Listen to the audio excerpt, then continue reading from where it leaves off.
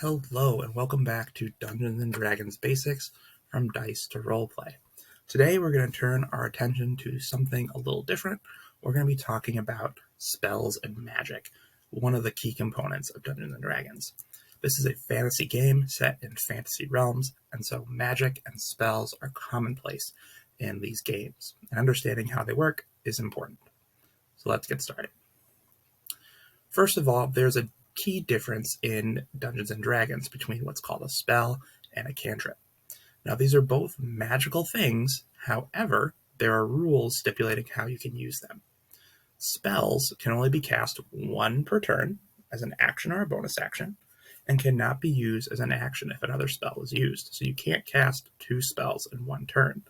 They also require spell slots, which are determined by your level and what class you are. Cantrips also use magic, but can be cast as an action or bonus action, and they could be used if a spell is used that turn. It's basically like magic that's so simple that you don't even have to focus on it. It would be like, let's see, what's a good example? It'd be like in Harry Potter, certain wizards who are of a certain level can cast magic without saying words. That's a cantrip. Whereas a spell, requires the magic words and the wand flourish. And these do not require spell slots. So these guys are like lesser magic, whereas these guys are a little bit more intensive. Spell slots signify how much magic you can do in a day. The amount you have and their level is determined by the chart to the right. Each spell slot has a level, which restricts what kind of spell you can use in it. So spell slots can be restored after a long rest, which is 8 hours of rest or sleep. So as you can see in the chart, at level 1, you're only going to know 2 cantrips, and then you're going to get 2 first level slots. So you can only do really basic spells. As you level up, you gain the ability to do higher level spells that can do more awesome things, and you're going to get more of the smaller ones. So for instance, you'll end up with 4 of the first level, 3 of the second level, and so on.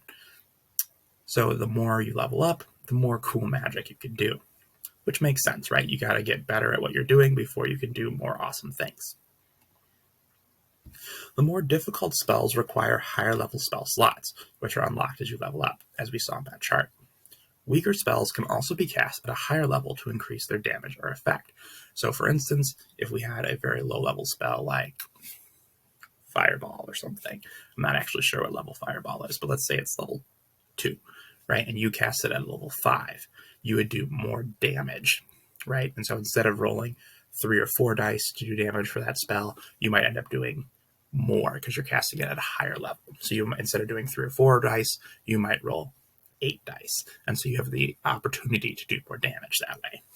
The level of the spell is important because high level spells cannot be cast in lower level slots.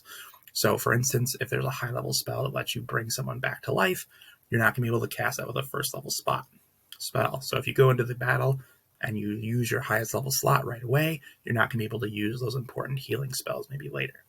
So you got to plan out how you use your spells and spell slots so that you don't lose your high level slots without casting your powerful spells.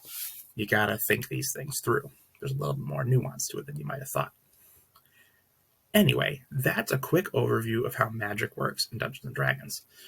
We'll, of course, talk about it more as we continue on with the series, but for now, this is what we're going to leave it as. Thank you guys so much for watching Dungeons & Dragons Basics from Dice to Roleplay, and we'll see you next time for some more Dungeons & Dragons knowledge. See you later, friends.